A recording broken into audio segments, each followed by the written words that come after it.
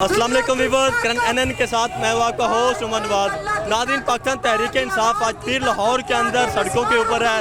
Chairman Tehreek Insaf Imran ہاں کی کال کے اوپر تحریک انصاف شبات گل کے ساتھ ادارے یکجہتی کے لیے سڑکوں کے اوپر ہے۔ آئیے ہمارے ساتھ اس وقت موجود ہیں عمر سرفراز چیمہ صاحب، آئیے ان سے گفتگو کرتے ہیں، ان کے خیالات اور ان کے جذبات جانتے ہیں۔ شبات گل کے اوپر کس نے تشدد کیا ہے؟ دیکھیں، وفاقی حکومت کی وہ تحویل میں تھے اور جب وہ اسلام آباد پولیس کے پاس وہاں پہ حوالات میں تھے، اس دوران ان کے اوپر تشدد ہوا ہے۔ اور ابھی یہ جو ویڈیو چلائی جا رہی ہیں کہ جی بالکل وہ صحت یاب ہو گئے ہیں، تو اگر وہ صحت یاب ہو گئے ہیں تو عدالتی حکم کے باوجود ان کو کیوں نہیں کل عمران خان سے ملاقات کرنے دی گئی؟ کیا ایسی چیز ہے جس کو وہ چھپانا چاہ رہے ہیں؟ اس طرح کی اوچھے ہتھکنڈوں سے وہ اپنے گناہوں سے ہاتھ نہیں دھو سکتے۔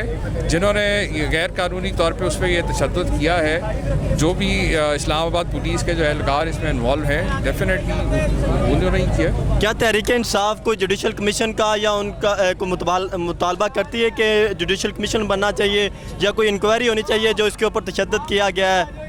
دیکھیں، بالکل ابھی ہمارے فواد چوہدری صاحب نے بھی اس کے اوپر جو ہے تجویز دی ہے کہ یہ باقاعدہ طور پہ ایک انڈیپینڈنٹ میڈیکل بورڈ بننا چاہیے اور ایک پولیٹیکل کمیٹی، سہ رکنی پولیٹیکل کمیٹی ہونی چاہیے، جس میں انہوں نے سعد رفیق صاحب کا، مصطفیٰ نواز کھوکھر اور شیریں مزاری صاحبہ کا نام تجویز کیا ہے کہ تینوں جماعتوں کی جو ریپرزینٹیٹیوز ہیں وہ بیٹھ کے جو ہے بالکل یہ سارے معاملات کی جو ہے ایک پولیٹیکل رپورٹ بھی پیش کریں، کیونکہ اس طرح سے اگر سیاسی جو ایک دوسرے مخالفین کے خلاف اس قسم کی اگر کارروائیوں کی اگر روایت ڈالی جائے گی تو اس سے جو ہے یقیناً ان جماعتوں کو آنے والے دور میں خود بھی مشکلات کا سامنا کرنا پڑ سکتا ہے۔ جی ناظرین، آپ نے سابق گورنر پنجاب عمر سرفراز چیمہ کی گفتگو، ان کے خیالات اور ان کے جذبات سنے۔